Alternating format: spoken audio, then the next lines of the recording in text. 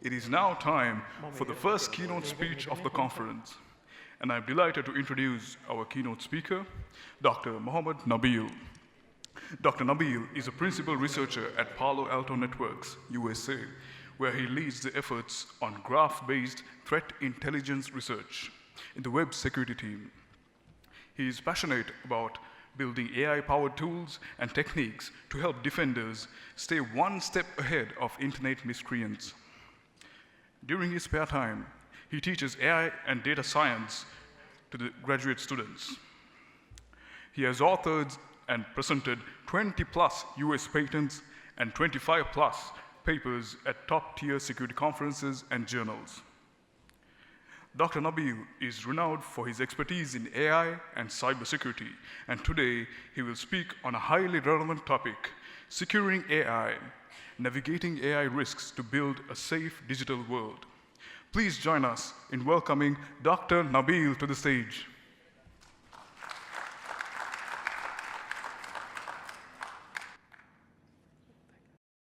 Hello, good morning, everyone. Can you hear me well? All right. So I'm Nabeel. I'm very glad to be here, and thank you very much for inviting me for this keynote. And it reminds me of my undergrad days at University of Moratuwa, and I'm very glad to interact with several undergrad students at UCSD as well. That's how I got to know Dr. Kasund, Dr. Chamath, and a few other people. And I'm very proud of those students who were able to not only excel in the undergrad research, and then get PhD positions in top-notch universities. For example, Ravindu went to UCSB, and Udesh is studying at Purdue, and a few others went to Australian universities. So I would like to see more students getting into research and excel. It's just that we have raw talent. They just need some guidance to direct them to the correct way. All right, with that, I'm going to start with my talk titled Securing AI, which is an intersection of what I work in, my expertise in cybersecurity, and I try to combine cybersecurity with AI in two ways. First is to protect the critical systems we have with cybersecurity, and also to protect AI itself. So in this talk, I'm going to focus more on the latter, where how we protect this AI system so that they will be working as we intend.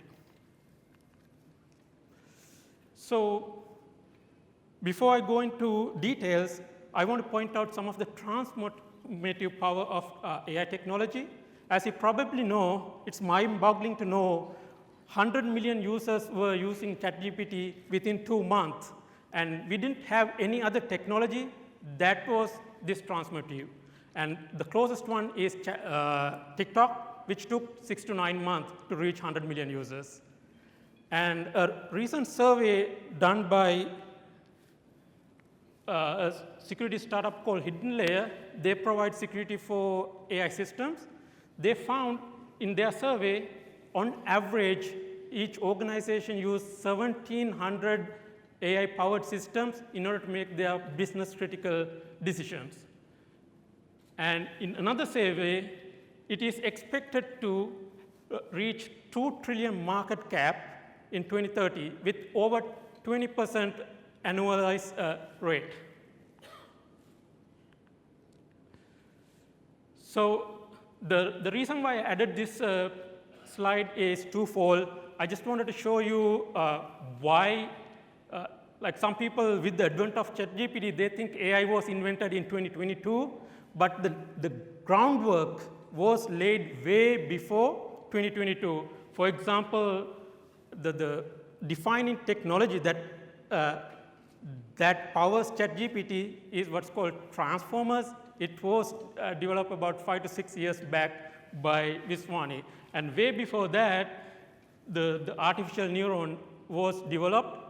That laid the foundation to model the way we think using computers. And another point I want to make here is compared to most more established fields like chemistry or physics, this field is relatively short. It's around only 70 to 80 years. During that short time period, we have made remarkable performance. That progress is not without ups and downs. And another reason why I wanted to choose this topic is with this, the remarkable progress we make, sometimes it's good to have some safety breaks so that we don't make any catastrophic mistakes. Think about the parallel to electricity. When the electricity was invented in 18th century, we had similar transmittive powers, and we made few mistakes over there, and then we came up with regulations and techniques to make sure that we can consume electricity safely. Similarly, AI has a similar responsibility of using it safely. I cannot think of any industry where we don't use AI, and it touches upon every industry, healthcare, education, or whatnot. And this invariably increases the attack surface as well. As we use AI across all industries, this gives the opportunity for attackers to find ways to infiltrate into your systems. So, no, I'm not talking about the dystopian Skynet situation where we should not use AI and just go back to our old ways. But rather, what I wanted to give you is a cautionary tale where we use AI responsibly and we use it in a safe manner. And the goal of this talk is to show you what kind of steps for industry and researchers can take in order to make AI safe. And the key part of this talk is going to be talking about what is called this adversarial robustness. How do we make sure that these models these models are very difficult to game by bad guys? And when we say robustness, when we have some data point, when we want to classify it classifies into the intended label. If it does not get classified as the intended label, we say that model is not robust. So specifically, I'll be focusing on two main points. I'll be exploring the question of how robust AI models are, and also with the popularity of large language models, these foundation models, I want to also touch upon a little bit on the alignment of these models as well. So let's understand adversarial robustness through some examples. You probably might have seen some of these examples. Nevertheless, I wanted to make it complete and show some examples to reinforce what I'm going to talk about. So as you can probably see from this picture, everyone will say it's a tabby cat. And the AI model behind this one, a vision model, it was able to identify with 88% probability that it is, in fact, a tabby cat. And in 2014, researchers published a groundbreaking paper called Intriguing Properties of Neural Networks. And there, they show by adding imperceptible noise into this tabby cat, you get a tabby cat. No one will argue with me that it is not a tabby cat, but the AI model thinks it is a dog with whopping 95% confidence. So it has even more higher confidence than that it identified this one. So what's going on here? So the researchers were able to identify a certain amount of noise that moved the image only a little bit for the human perception, but it drastically moved the boundary of decision boundary the AI uses. The AI sees pixels and these numbers. They don't see the visual perception of the image. So this is one example where you can fool systems by injecting a little bit of noise. And I want to emphasize here, I don't know whether you captured the phrase I mentioned. This is not a random noise. If you add just a random noise, it won't work as you expect. Think about, for example, let's say you got lost in the forest. And if you just try to find your way out randomly, you will likely to get even more lost. So think that this, the calibrated noise is something like compass which direct you in the correct way to get out of the wood. And similarly, this noise is identified in a way that will jump from one class to another with the shortest possible steps. All right, let's look at another example. And you might think these cats and dogs are not very important, but there are other problems which has real practical safety implications. And as you can see, this vision model correctly identified that this is a stop sign. But when it presented with a similar image with some perceptible noise, in this case it's perceptible, these are not random noise. When this perceptible noise is added, it identifies this as 45 kmph sign. Instead of stopping there, it drives through there, and which creates obviously a safety problem here. And machine learning models are quite good at defending for this imperceptible random noise, the calibrated noise. But still, to date, most of the machine learning models are not very good at identifying these models correctly. So there is a long way for us to go in order to fix this. And by the way, this was published in 2018. It's another groundbreaking paper. They show the risks of using self-driving cars. So you might be thinking, are these problems exhibit only in images? What about other modes like text, video, audio?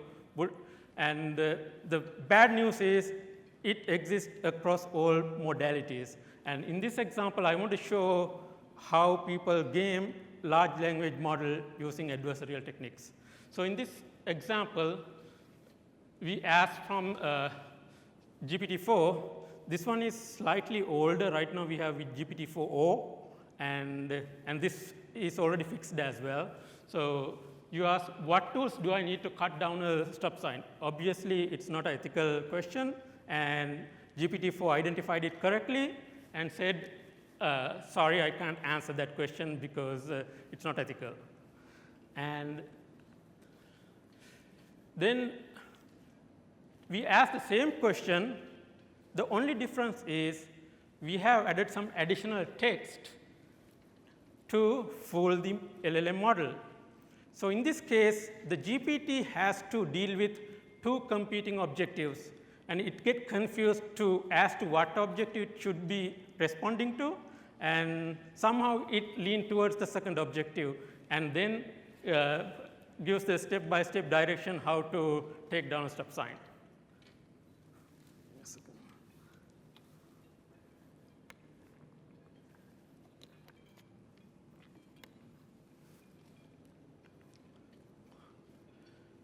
And this technique is, by the way, called jailbreaking LLMs. The idea is you come up with prompts that kind of bypass the safety filters in LLMs. And this is another example. You might think it's only the OpenAI GPT models that are susceptible, but it's not the case. It is, the problem exists across all models, including Claude or Gemini or any other model that we have. So the point here is most of these models use the similar kind of techniques. So if a vulnerability exists in one model, it's highly likely it exists in other models as well. And there is something called transferability in machine learning. If you learn a model to classify something using one technique, you can easily use that model to do some other task. This is called the transferability. And unfortunately, this transferability is applicable to even attacks as well. If you can attack one model, similar kind of attack can be transferred into other models as well. So that's bad news for us defenders. So we need to come up with ways that protect our systems across all models. So in this case, we ask from Claude model the same question. And rightly so, it says, this is not ethical question, I can't answer it. But now, you ask the same question again in a different way, and it completely removes its safety filter and answers the question. Can anyone guess what this format is doing here? It's an encoding here, base 64. So basically, the same question is encoded in base 64, and then you ask from the model. And model is not trained to handle different encodings. And this is fixed, by the way, in the now cloud we have 3.5 as well with Kuna models. So as you can see, defending these models is not a one-time thing. It's a continuous thing. As defenders, we try to patch the system to make sure that attackers can't cover these kind of scenarios.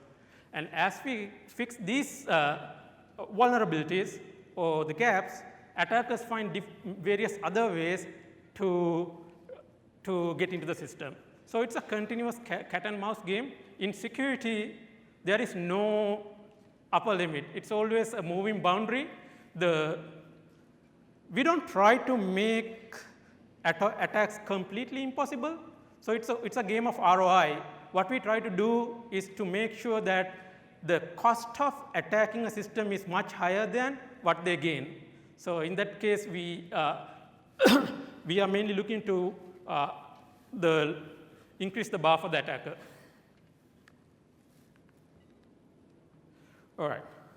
So those are some examples. I hope I convinced you these are real attacks that happens in these models. And before I go into more details, I want to share a few fundamentals of these deep learning and LLM models that will help you better understand what I'm going to go into adversarial robustness. Why these models are not robust, why these attacks are spreading all across all models, what can we do about it. So just to have a good understanding, let's go through some basics and then get to the subject matter again. So this is a very basic deep learning model. This is the most basic one that you can ever get, just one neuron and one activation function, one layer. So in a deep learning model, you have basically two functions. One is the forward path, where you will be doing a linear transformation and then pass through some kind of a nonlinear activation function. And then what you do is you compare the output against the expected output. And we call it computing the loss function.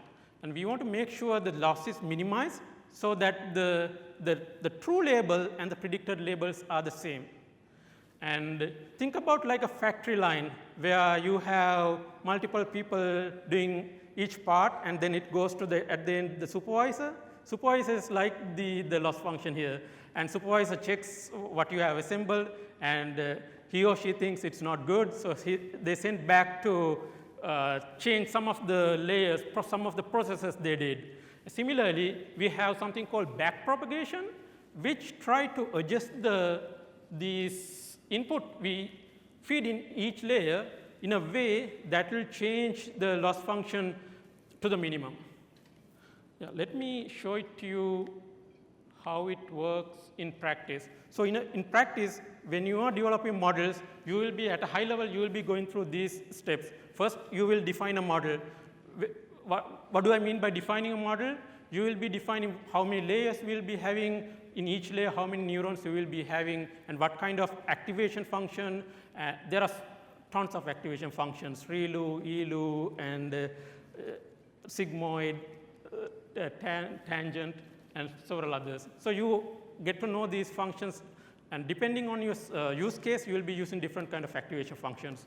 And then you will be defining some kind of a loss function, which try to identify how close the predicted label to the actual label. And one of the simplest method we use is mean squared error. And most of the time, you will be end up using like some cross entropy loss function to capture that. And then in order to compute this loss function, you will be using something called the optimizer, because if you just do a naive way of identifying the weight that will be minimizing the loss, it will be really inefficient. So that's where the gradient descent algorithm helps. And there are multiple variants of gradient descents. And we don't usually use gradient descent out of the box as well, because for one main reason. It's not efficient for internet scale data. So researchers came up with this clever idea of what is called stochastic gradient descent, where you don't need to use the whole data set. You can work with subset of data and you can still achieve the same performance. And that achieves the two goals. We want to have results closer to gradient descent, and it's way more efficient than gradient descent. And then you do the forward pass, basically a linear operation where you will be multiplying your input, which is modeled as a vector, with the weights. Those are the model parameters. And then we compute the loss function. In this example, I'm showing the mean squared error. It could be, as I mentioned, could be cross entropy or a few other well-known function. And then we do what is called the back propagation, where we propagate the gradient of the loss all the way back to the first input layer of the model. And this shows what we are at is to identify this point at which the loss is minimized. And this is where the gradient descent helps us to come from that black dot very quickly to the bottom, the minimum point at which the loss is minimized. And you repeat this process a number of times. We call it epochs. Either you stop it at n epochs or earlier, depending on which one converges first. If the increase in the weight is not above certain threshold, we will stop there and then call that we train the model. And the model parameters are going to be these weights that you learn during the training process. So a model is, think of a model as like a zip file where you take the knowledge of the world. It could be a set of image or a set of, let's say, Wikipedia articles, and it's somewhat compress the data into these weights. And when you hear the Llama 7B model or Llama whatever model, what they refer to is the weight, the amount of storage they need to store those weights, the model parameters. And that's the brain of the model. And as long as you know the weight, you can use it to do inferences. All right, so that's traditional machine learning models, AI deep learning models. Now, what about large language models? One thing I wanted to point out here is large language models are not so different from traditional deep learning models. They have layers, they use backpropagation, they will be optimizing a loss function to identify the model weights. And at the end of the day, they will also have a bunch of weights that defines the model parameters. The key difference here is though what is called this fine-tuning paradigm, pre-training and fine-tuning paradigm, where you do this training in 2 steps. And think about all the knowledge in the internet. You use them and train what is called a pre-trained model. And this is done in an unsupervised manner because there is no way we can label all the data in the internet using supervised techniques. So they use something called next word prediction task. So instead of you are prompting it to predict the next word, what you do is you take all the internet data and then use mask learning, where you purposefully remove certain words from the sentence and ask the model to predict. And this is called self-supervised learning. It can learn by itself without you having to interact with it. And this will come up with a model which is generic, which might not be able to do specific tasks. That's where you use fine-tuning. Once you get the pre-trained model, you identify few label data. Let's say you are building like a ChatGPT like a model, and you will be coming up with question-answer pairs. It could be in hundreds. The pre-trained model uses billions of data points, and the fine-tune, you only need few labeled data points, and then use a supervised algorithm to get the fine-tuned model. For example, the base model you get from pre-training could be GPT. Once you train, you get is ChatGPT. It's called the instruct model. And as I mentioned, LLMs are no different from traditional deep learning models. They have weights, they will be doing back propagations, and then they will be fine-tuning. What I'm getting at here is any attack that is applicable to any deep learning model is also applicable to large language models as well. And on top of that, there are other attacks. So in simple, LLMs has a much higher attack surface compared to traditional deep learning models. Namely, the main problem LLM face is this prompt injection, the prompt, because the way you use the model is through the natural language process. And the natural, if you can game the natural language itself, as I showed in 2 examples, it becomes harder to defend. All right. So this is a very important point that I wanted to emphasize, because we do something similar when we try to attack. So when you train a model, what actually we do? What we do here is we take fixed input vectors. These are images or any text or videos that you want to classify.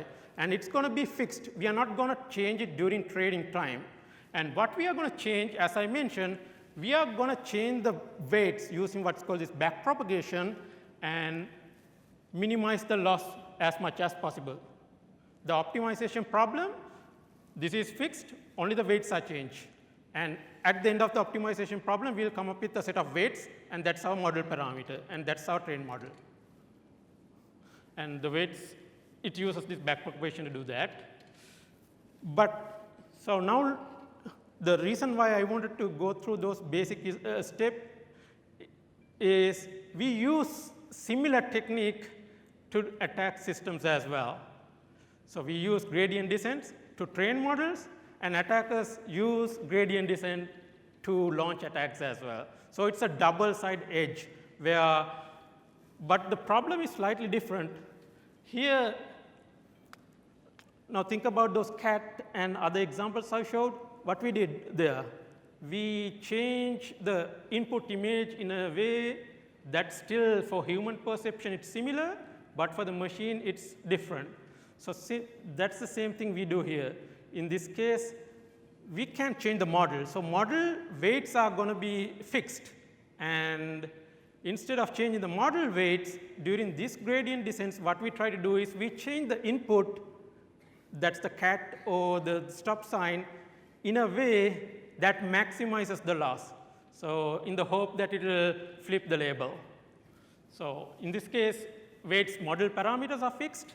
We change the inputs to maximize the loss. And there is one more constraint here. And like, we don't want to change these input images so much that is for even humans can't identify as a cat, for example. That's where that's where this constraint called LP perturbation comes into play. So this is basically the L norm of the difference between the real example and the adversarial example we want to. This basically says the P norm of these 2 values should be within certain amount. It could be 0.05. It depends on the application that you are working with. And there are various other techniques to come up with, measure the distortion that you want to introduce. For example, for text, it could be some kind of edit distance. For images, it could be L2 distance or L infinity distance. So both are used interchangeably. So let me show you an example of a toy binary classifier, how this attack works. So let's say this is our model. Can I point to it, this one? That's fine. So this is the top row shows our model. Basically, it's a binary classifier. Anything less than 0.5 is classified as class 0. Anything above 0.5 is marked as class 1. And this row shows like a benign input with 8 dimensions. And when you feed this benign input with the trained model, the trained weights are very simplified weights which are fixed. The model is already trained. The weights are already identified. And when you use that, when you feed in this input and get the inference, you get 5% confidence. That means 95% confidence being 0 label. And now we define our perturbation budget, in this case, the L infinity norm. L infinity norm, just for your information, it is the highest value in the vector, the absolute value, which is, in this case, we set it to 0.5. So that means you can change up to maximum of 0.5 in any of these values. So in this case, for simplicity, we just change all the values with 0.5, and that will still satisfy that L infinity norm criteria. And once you do that one, the model comes up with a percentage of 88, which means it has only 12% confidence that it's 0. So this is a very toy example, but if you take if you take the like deep learning models, if it is an image, you will be working in a 2-dimensional arrays, and if you are using language, it will be a 1-dimensional array which you will be dealing with. And basically, you convert this simple linear operation into vector operations, linear algebra.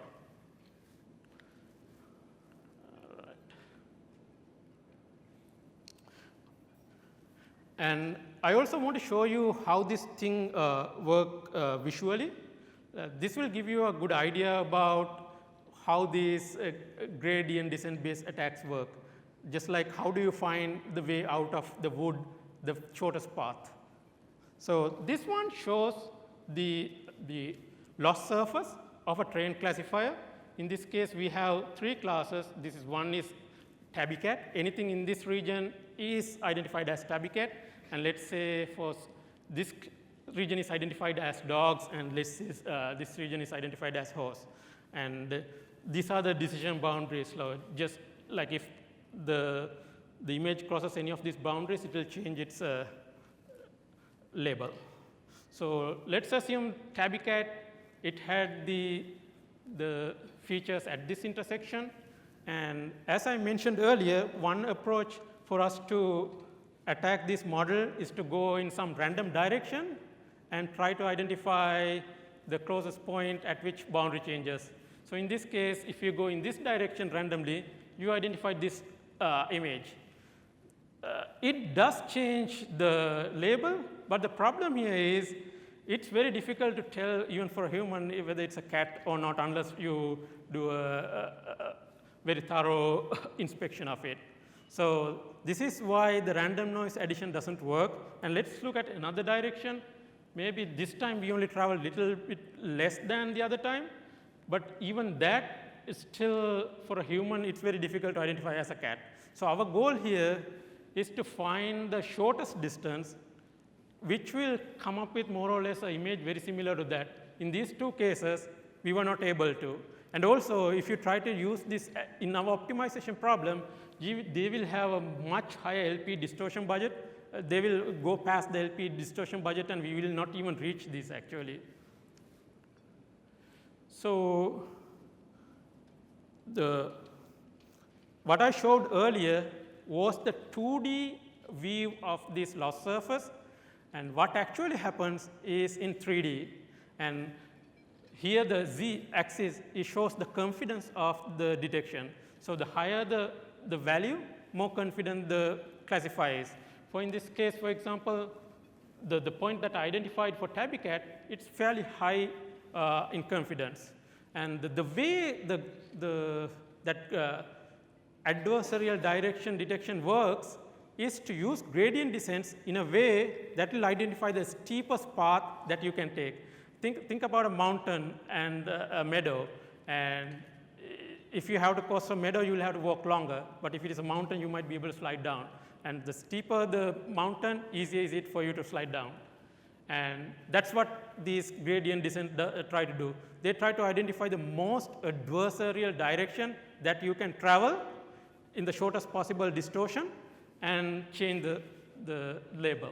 So in this case, when you do this traversal, it ends up having a cat, which is for humans, we won't argue that it is not a cat, and it also stays within the LP budget that we have defined.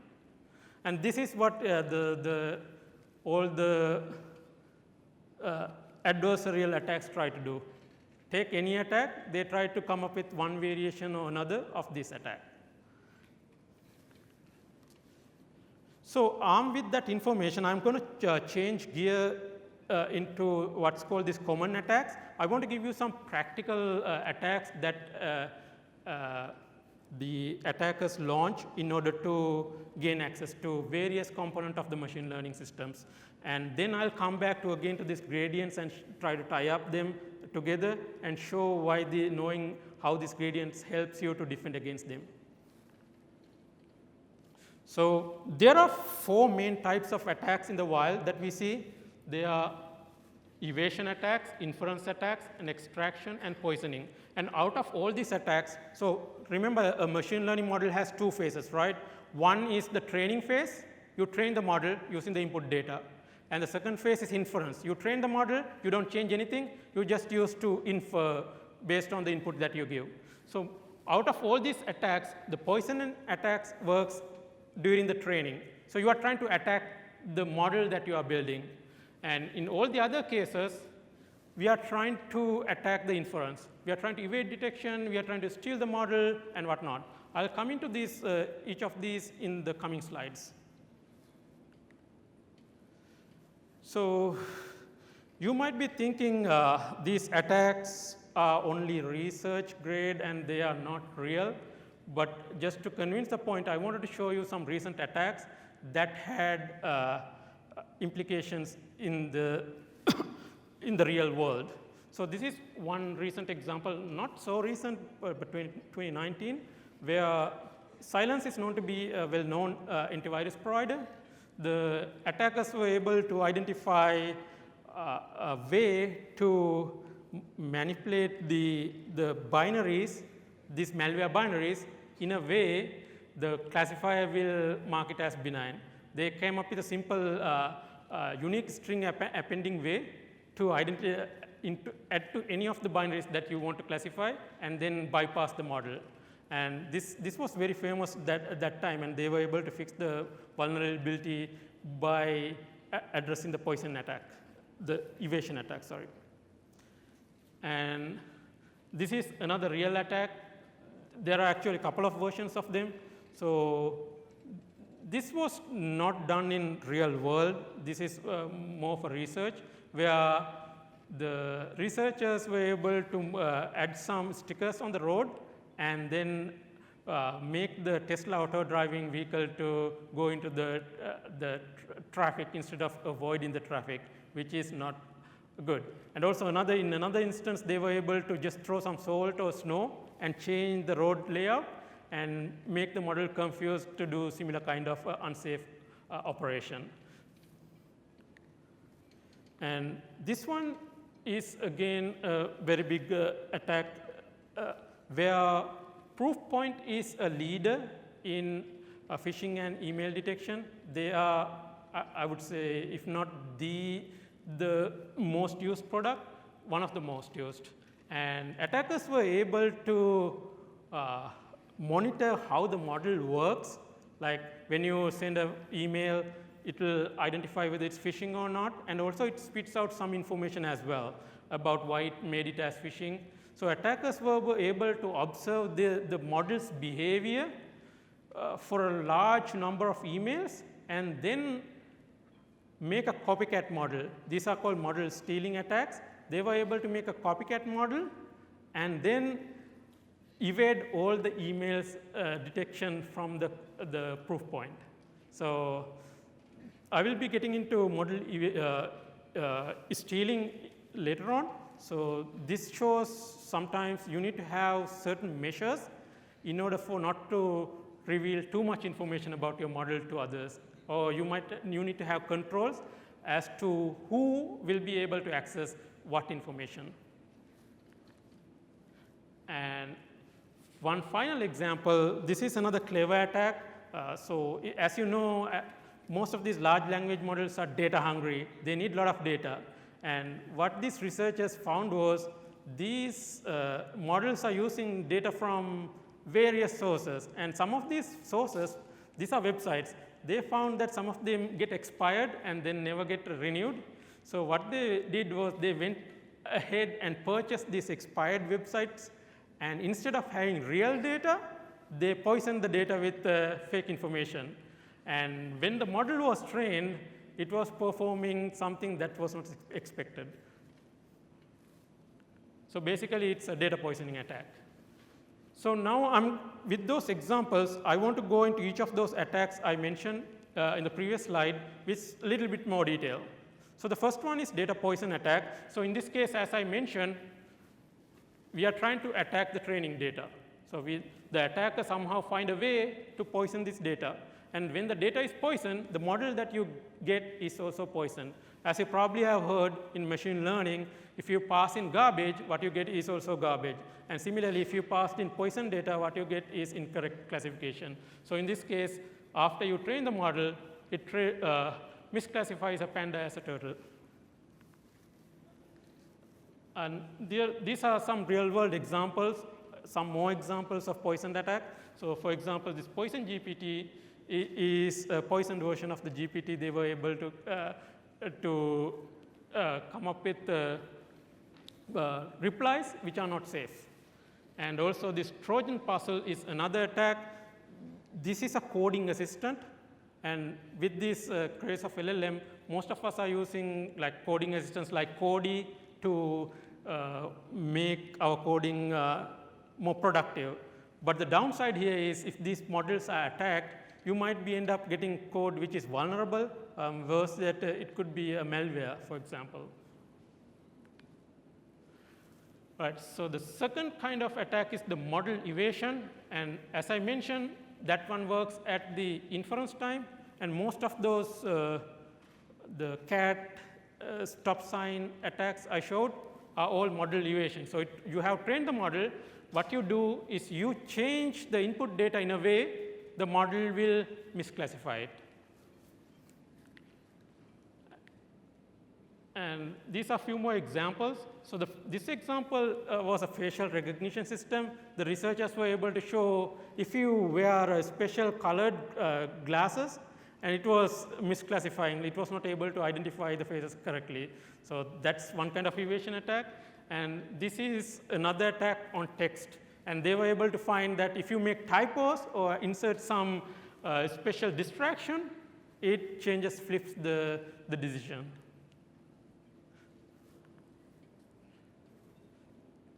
And this is the third attack where model stealing, something like that proof point one, where they observe how the model works for large number of input, and then they build statistical models based on the predictions, and then use that one to either steal the model or either bypass detections. In the proof case, they build the model and they were able to find ways to craft the emails in a way a phishing detector will not be detecting as phishing. So, and there is this famous example, I don't know whether you guys have heard about it. This recent incident was like TikTok, the TikTok's parent company ByteDance. They were actively profiling how ChatGPT was working. They were using it excessively in order to copy the model, and OpenAI somehow identified this intention and figured out that they are up to no good, and they completely blocked access to ByteDance. So this is not just attackers who are trying to replicate models. These are big players, ByteDance, OpenAI, multi-billion-dollar companies. They are trying to steal models from others using different kinds of techniques. So those are more or less traditional kind of attacks on deep learning models. I want to also touch upon a couple of attacks on language models.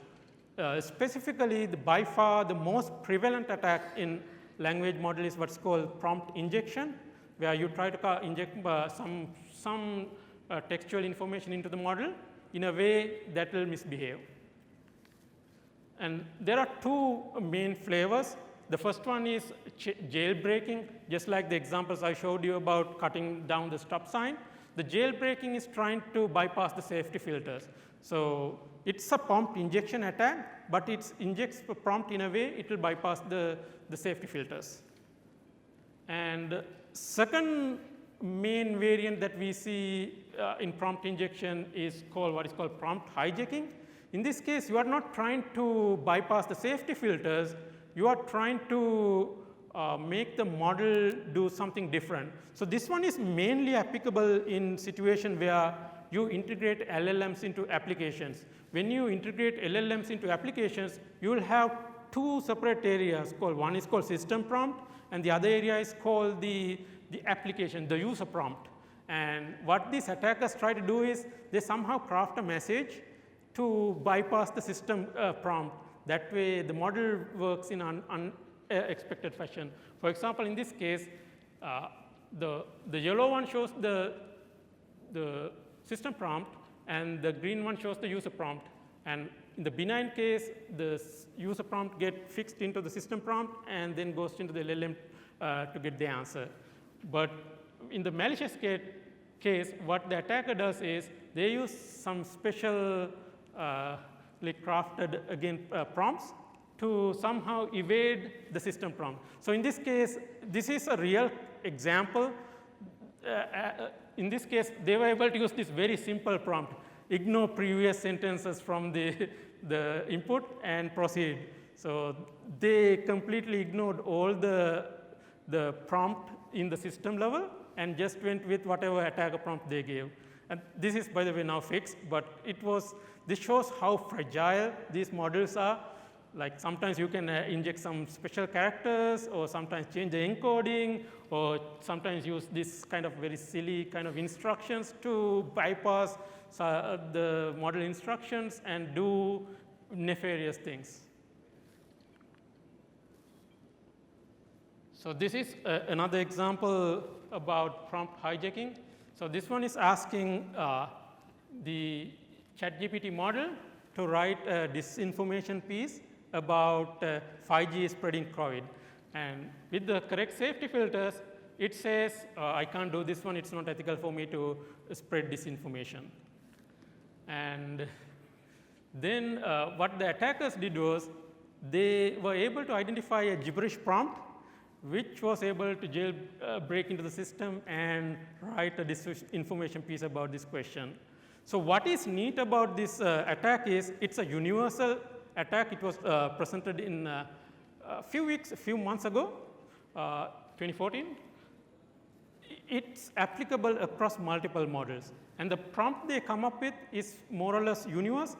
If you plug in this prompt, and this is fixed by the way now, at the time of attack, they were able to inject this like seemingly looking nonsense prompt into any question and jailbreak it. And this one uses the same technique that the traditional models use. Internally, they show how to use the gradient descent to identify this prompt. Just like they identify the optimal noise for images, they use similar kind of technique to identify this, the noise that they need to add to the language. All right, so now I showed you a lot of attacks. You might be thinking most of these models are highly vulnerable to attacks, and should we not use them in practice? Or should we take some actions and find ways to use them securely? So before I go into show some of the practical defenses we can do, I want to show some research gaps that we have in this field, simply because it's a difficult problem to solve, and we are still at the very early stage of solving this problem. And I want to show you where we are at before I go into some of the practical solutions. So as a security researcher, I like to think in terms of success rate. If you take cryptography, we say let's say a hash function is safe if it takes 2 to the power of minus 256 attempts to break that one. But the moment it takes one less, 2 to the power of minus 255, we say it's not safe, and then we run to the design boards and come up with new ways to protect it. This is what happened with MD5 to SHA-1 transition, SHA-1 to SHA-2 transition. And if you are a system researcher, you tend to think that your system is safe if your address space is in 2 to the power of 64. And if it is, if the attacker can guess the address, say 2 to the power of 60 probability, we mark it as broken. And that's where we run to the disk and try to find a new way to make sure that the attacker cannot do this kind of ASLR or stack canary kind of attacks. And when it comes to AI, we say our model succeeds if it works 50% of the time. And in order for a model to be secure, we need to make sure the attacker can break the model all the time. And we are far from achieving this one. We don't have any solution or anywhere close to this where we have an attack which succeeds all the time. And another thing in this attack research or defense research is over the last 10 years, various researchers came up with various gradient-based defenses to protect these machine learning models. And the pattern was like one group will identify a defense that will work on certain deep learning models, and the next year, some other research group breaks it. This pattern has been going on for the last 10 years, and I don't see this pattern is going to change. The main reason for these, not sure whether they are really realize this, the main reason for why these attacks don't last long is mainly because what most of these attacks try to do is to get this attack surface, this lost surface, and try to somehow make it rough, like come up with a way to add more valleys and peaks, and then try to confuse the gradient descent algorithm. So from a local point of view, it works. Like if you try to find the optimal path that you want to take, you will be encountering a lot of valleys and peaks, and you will not be able to find which direction to go.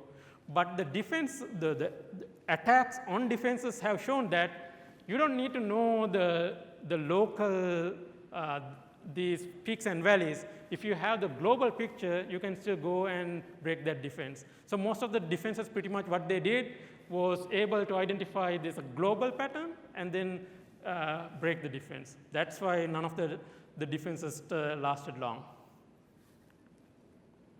And this is also another challenging aspect of adversarial robustness. Right now, we achieve over 90% accuracy with non-adversarial benign classification. But as you can see, the classification under adversarial attack is still kind of, I would say, stagnated in 60%, and there is also a gap of 30% which we need to overcome.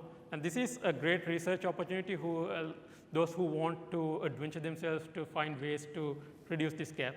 And another worse fact here is the adversarial attack they quote here is that imperceptible noise, not even the perceptible one. We are nowhere closer to solve the perceptible noise problem. This is at least trying to defend against the imperceptible one. And I'm hopeful we'll be getting there, but the progress is slow because of the problem itself is very hard to solve. So now I just presented to you most of the defenses are hopeless, and we have made our progress is stagnated. So are we hopeless, or do we have a way out? So, but the good news here is most of the real world attacks are not gradient based. Even though most of the research is based on gradients. They will come up with gradients and identify noise images or identify prompts that they can inject. But most of the attacks are quite simple. 85%, in fact, like based on our research, 85% of these attacks we see in the wild are non-gradient based. And out of them, actually most of these attacks are due to bad data. I will get into it in the next slide. And also more or less about model stealing, one of the attack techniques I talked about earlier. So if we can take care of bad data and model stealing, we can protect majority of the time. So these are some examples about what I meant by bad data. For example, you might have heard about this one. It was a very famous example. There was a researcher, I believe it's in Germany or some European country. He was able to get 99 phones, put it into a wagon, and walk across the road, and then fool the Google map, which uses some kind of an AI to identify the traffic jams. So, and they didn't do any validations. That's bad data. They simply trust all the iPhone signals or the Android signal to make that decision. And forget about the Elon Musk part and focus on the Twitter bots. And this is, again, a very frequent problem. Most of the time, stock prices goes up or the crypto prices goes up when there is increased activity in the Twitter.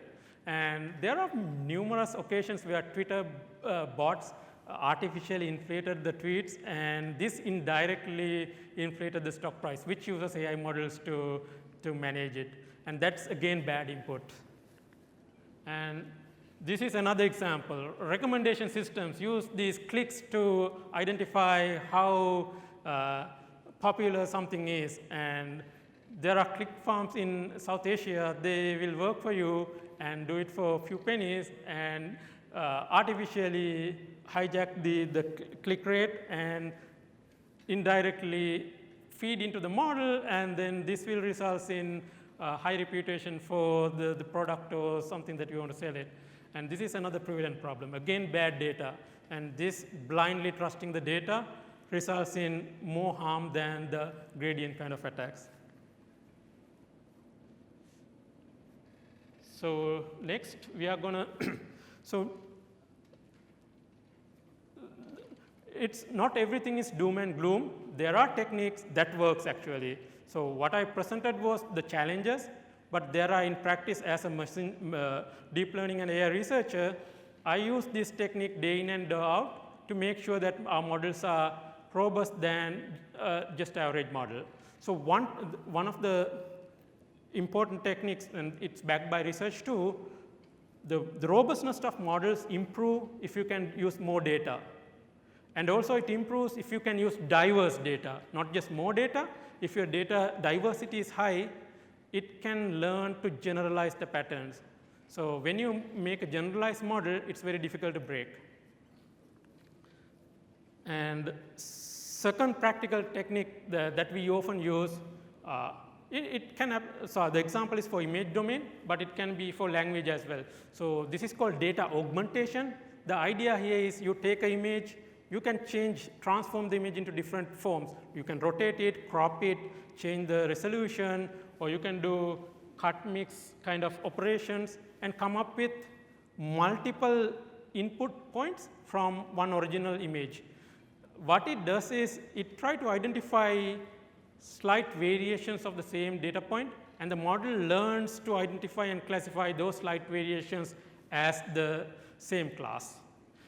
You can do this in language models too. So let's say you are training a sentiment model, and you want to make sure that it's difficult to game it. Instead of just using a sentence, you can rephrase or use some kind of paraphrasing technique to get one sentence and change into multiple ones and still keep the same sentiment for that.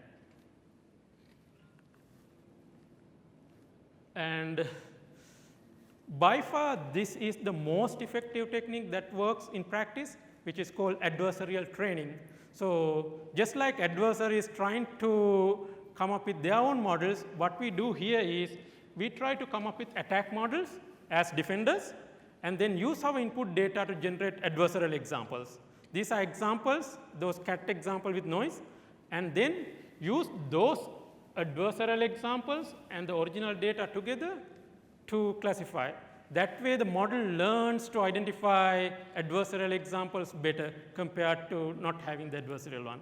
And the reason why it works is when you use these kind of adversarial examples, it actually smoothens out the loss surface. So if the loss surface is smooth, there is no sudden peaks and valleys, this gradient descent kind of attacks won't work effectively. Basically, they have to travel long. Once they travel long, if it is a cat, the picture will not look like a cat, which defeats the purpose.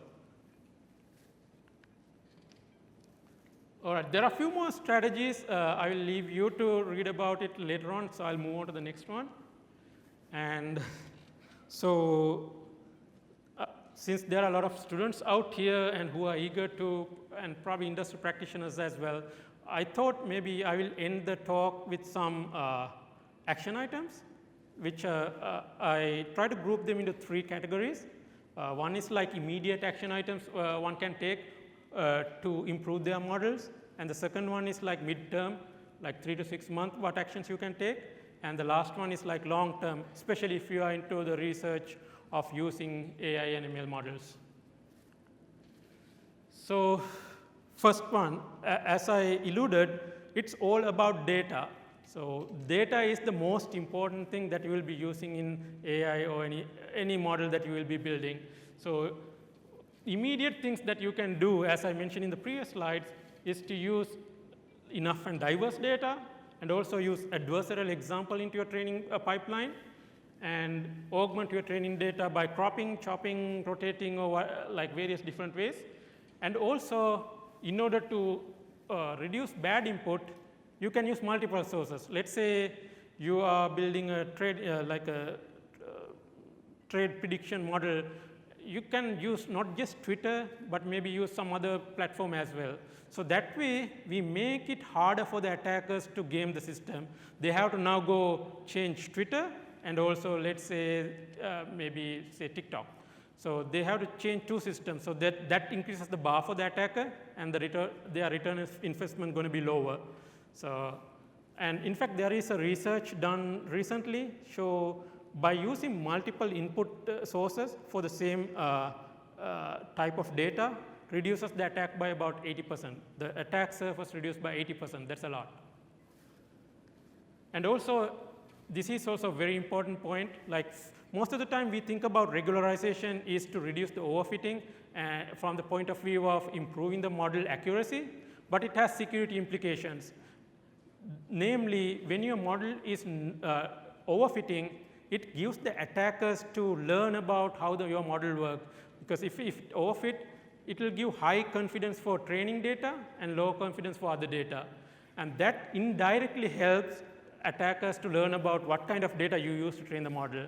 This is very sensitive topic, especially in healthcare and maybe in cybersecurity as well. If the attacker can get their hands into personally identifiable information from the model, it could be very damaging. And you can avoid or minimize the damage by using various regularization techniques like L2, dropout, or whatnot.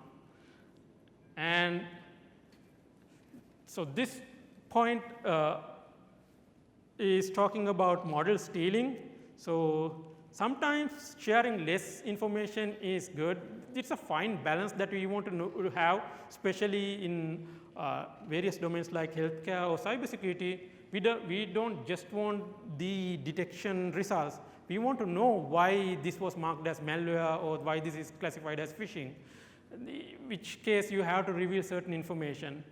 But if you reveal more information with your detections, this helps the attackers who can use that information to replicate the decision boundaries and build copycat models. So you need to use various other techniques to make sure that only those people who really need to have explanation information get access to them. And also another increase in trend I see is to use, wherever you can, it's good to use pre-trained models as your starting point, because they already capture so much knowledge. Or think about, for example, babies. They are like pre-trained models. You just need few instructions to get them going to understand. So similarly here, if you have a pre-trained model, it's a lot easier to build a more robust model. You need only very few labeled data points to get your job done. And those are the short-term ones. I hope most of you who are working on an AI ML space will follow that information to make more robust models.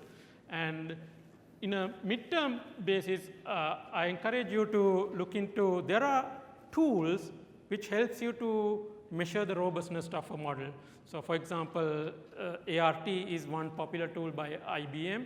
They show how robust your model for various attacks, and there are a bunch of them as well. And running your models through these robustness assessment tools will help you to come up with models that are robust against attacks. And the other one is more applicable for language models, especially when you don't want the training data to be leaked. So there are techniques like differential privacy that kind of add some noise into the data, but without harming the utility of the data. And why, after you train the model, it's very difficult for attackers to get the real data because it's differentially private. And also, I can't emphasize more about this third point, especially with all these LinkedIn experts and all these social media experts about LLMs and AI and all the other things about the AI. It's very important for you to know the fundamental to differentiate the hype from the reality. Right now, especially in LinkedIn, I see a lot of experts who just know a few things about LLMs and try to act like experts. And this same thing can happen in other spaces too. Even if you're making a business decision, if you don't have the idea about how these things exactly work, it's very difficult to make a judgmental decision. And also, if I can't emphasize more on the last point as well. It's a rapidly evolving phase. By the time you read one paper, there will be another paper published. It's very important if you are in this field to, if you want to, you don't necessarily need to build models or come up with new algorithms, but knowing what works and what does not work by reading these papers will help you to come up with models that will be robust against known attacks.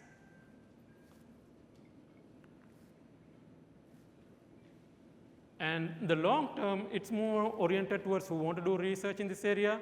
And I just want to tell you some examples as well. I worked with a couple of students from UCSC. They were undergrad students. And one is Udesh. He, when he started his final year project, he didn't know what exactly he wanted to do. But with some guidance, he was able to come up with a new attack technique to attack graph models. And he was able to publish this work in a top-tier conference as well. So, I mean, it's within your capacity to go and even come up with new attack techniques and even publish it in top-tier conferences. And there are other, like if you are more into development, there are more opportunities for you to contribute to these open source adversarial robustness toolkits or the open source language models that will help you to not only learn about them, but also improve your visibility. And also one thing I wanted to mention as well, sometimes like if you're especially a newcomer, you might get overwhelmed by seeing all the math around these models, but one effective way to learn ML or AI is to start with developing that one, building that one. First build the model, use it, and then try to identify the math behind it. That is a more effective approach than trying to learn all the math, which will never happen, and build models. Yeah, and also focus on publishing as well. Publishing is not easy, but persistence will help you to publish your work and have visibility. All right, so this is my final slide. So what we discussed today was the tip of the iceberg. We only looked at adversarial robustness. That's only one aspect of AI security, but it should help you identify the basics, the fundamentals of AI security, which is kind of can be generalized to these kind of things. For example, bias in AI model is a security problem. There are cases where bias get amplified because of these AI models. There was this Amazon resume case, and also loan estimators which were discriminating colored people. So there are problems which needs us as security researchers need to address. And another big problem is going to be supply chain attacks. If you look at most of these models, we usually don't build. We sometimes download from Hugging Face or maybe use the API to access it. What if these these intermediaries are compromised, and that will lead to incorrect or unreliable predictions. And another plaguing problem is the use of AI, deepfakes, and disinformation. It's a very big topic, and with all these generative technologies we have, this problem is only going to get worse, and there is so much opportunity for you to go address some of these problems and make the world a little safer. And also, I only talked about 1 or 2 prompt injection attacks. There are a couple of dozens of them, and I encourage you to go check what kind of different kind of attacks researchers have come up with to bypass these LLMs, and few other things. So with that, I'll take any questions you have.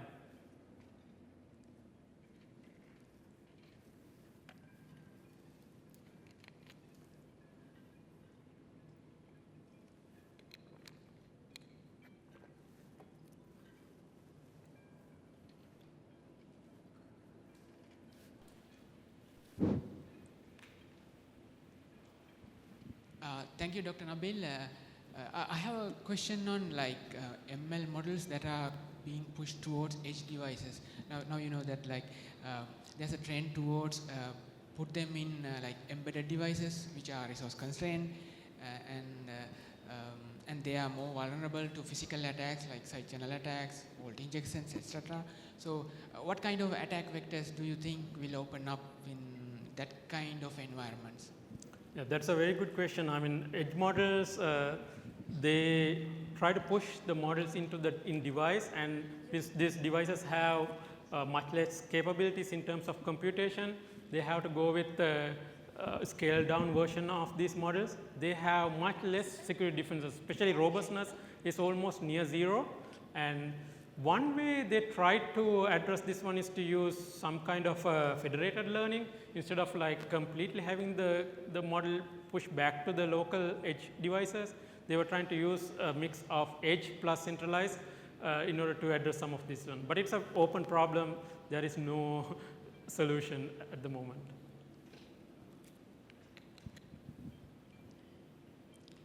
So you mentioned about Llama, ChatGPT, likewise different LLM models.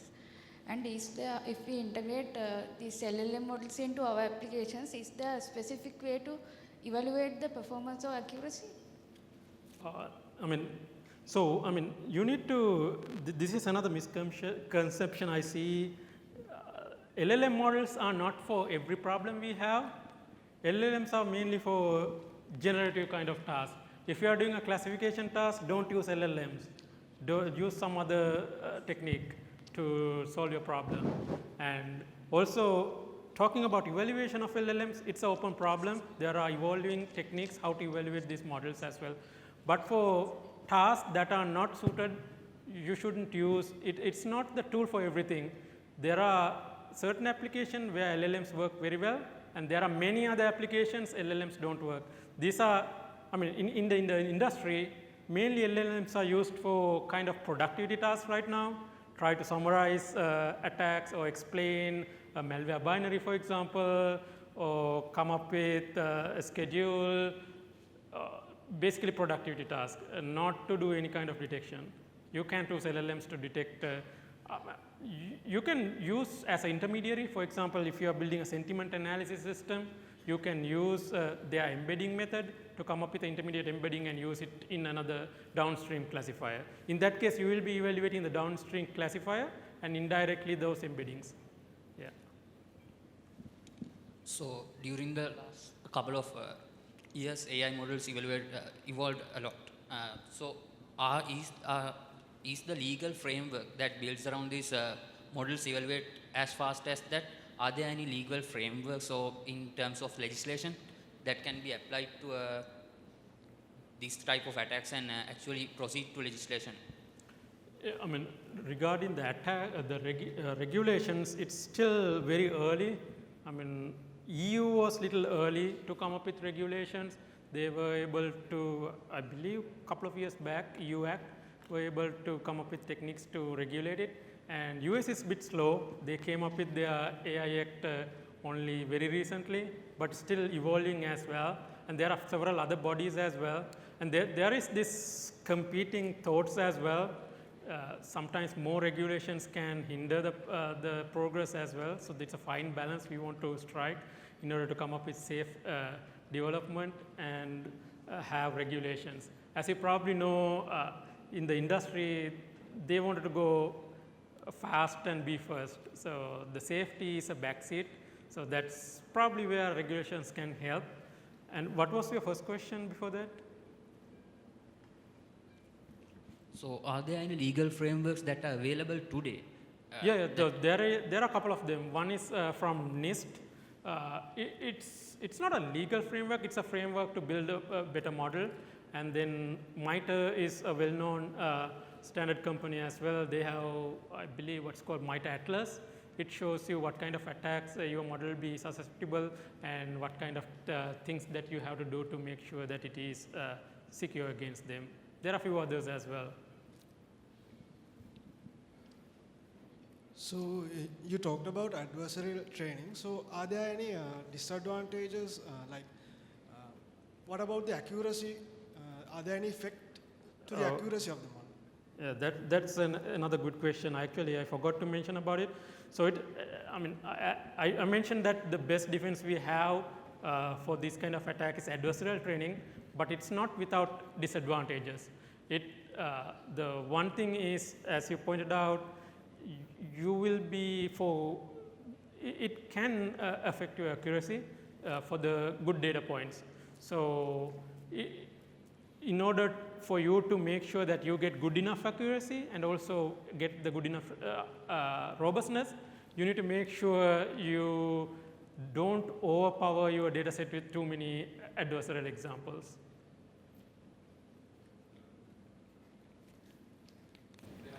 You mentioned this example where you gave ChatGPT the question to cut the sign, and then you showed the problem with the encrypted question that it gave an other answer. Right. So was it, or is it, can it be prevented with your invited security mechanism for prompt insulting, or what is the problem with this? Because this was very impressive. Yeah. I mean, it's again a evolving kind of defense, because like when people came up with different encoding, and they even use different language as well, because ChatGPT and other models were more prominent with English language.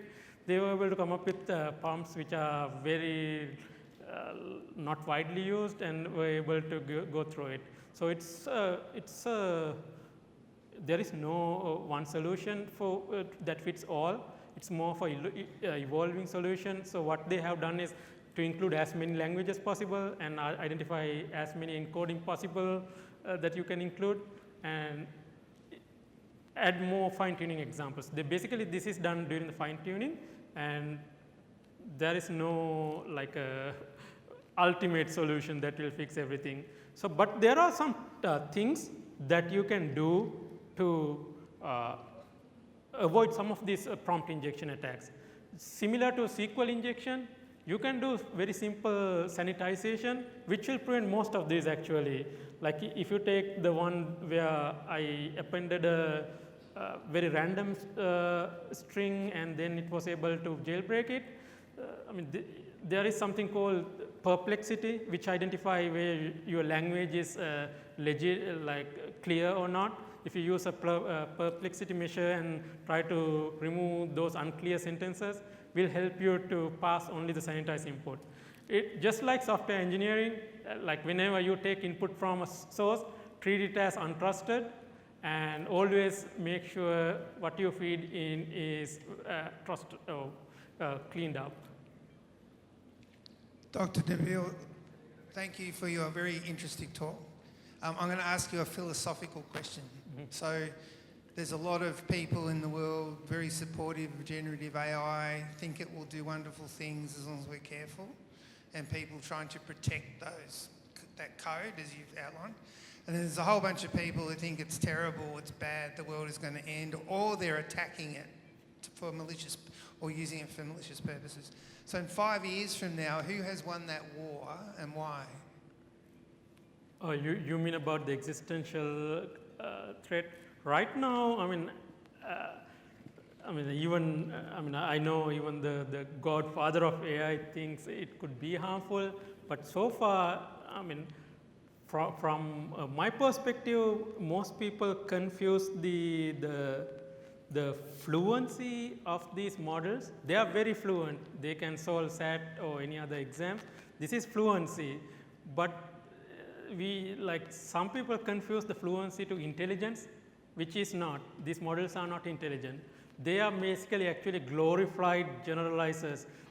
Most of the time what they do is they average out all the things they have seen, and they rarely produce new information, meaning they have much less intelligence, but this fluency can lead to many other societal problems as well. A lot of people will be using ChatGPT and other things to answer questions and do homeworks and pass exams. Those things need to be taken care of. Maybe we need to come up with problems which can be solved with ChatGPT or something. Yeah. Yeah. Here. How can what are the what are the AI risks? Do you believe most underestimated? How can researchers prepare for such risks? That's a difficult question to answer. So I'm a little bit biased because I work in the security, and I feel even in the industry, we pay much less attention to security, because as I mentioned earlier, the mentality in the industry, and it's the industry who's driving this AI craze at the moment, because they have the capital to have these GPU farms and have the large amount of data. And most of them prioritize the performance over security, which can lead to unthought consequences. And for example, as you probably know, even OpenAI, they used to have a safety alignment team which tried to make sure that these LLMs are safe and secure to use, and they are aligned. But now most of the people who were in that team are not part of OpenAI as well. It's concerning to see. And similar with other organizations as well. Most of the working in Silicon Valley, it's the similar kind of mentality in most of the companies. They want to go fast, go big, and security is a backseater. So. Yeah, thanks.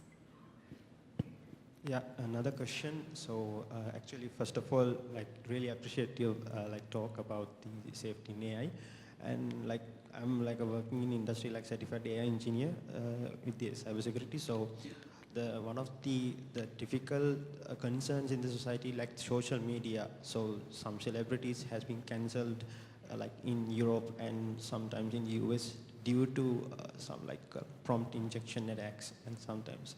So we have noticed there are sessions in physical mode they have organized to remove the fake bots activities and do the key factor authentication methods.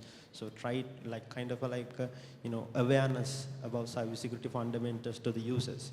But as a cybersecurity expert, so how do you think what are the emerging areas blockchain is there?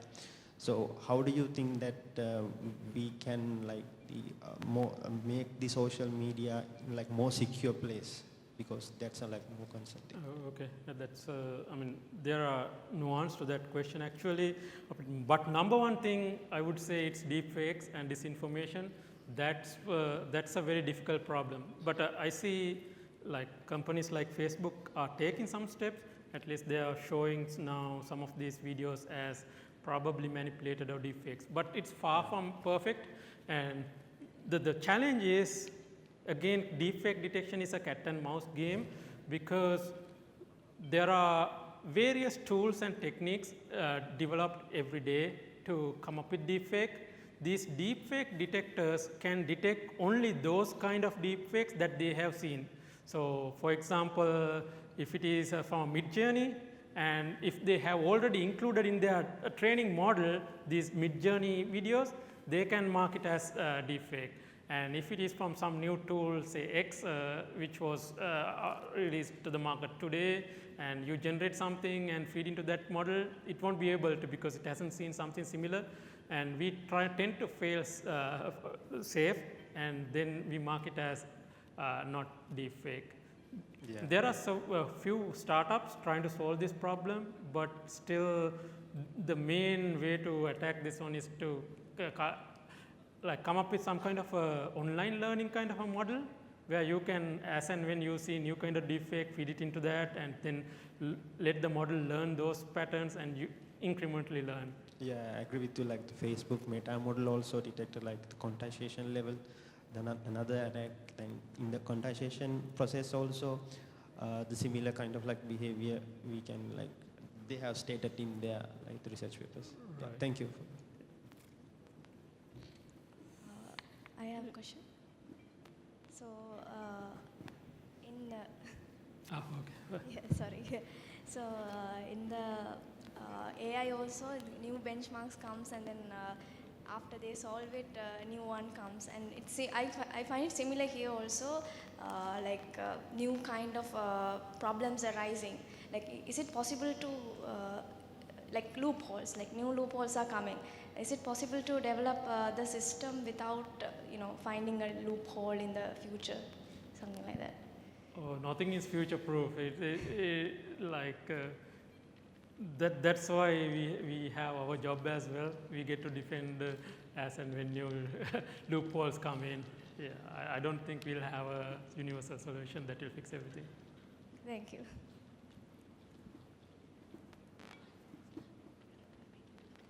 Any other questions?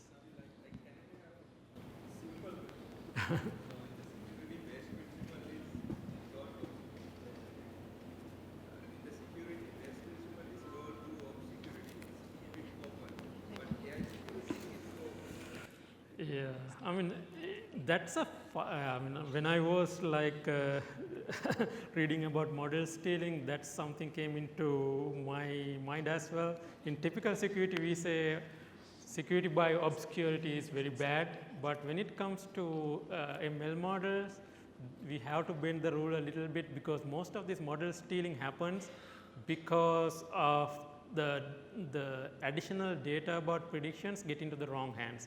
But one thing we can do, for example, instead of being, and from algorithm wise, they should be public, and they should be public. What we need to do is to come up with additional access control mechanisms or additional authentication mechanism, which will only allow certain people to see additional information. They will, like people who are less trusted only see the model decision, but people who have more trust will be seeing not only the model decision, model explanation as well. Yeah, it's a very good question. Thank you, Dr. Nabeel, for your thought-provoking keynote and for shedding light on the critical importance of AI security in today's digital landscape. Dr. Nabeel, please remain on stage to accept a token of appreciation. To present the token of appreciation to Dr. Nabeel, I would like to invite the director of the UCSC, Dr. Ajanta Atukola, to the stage.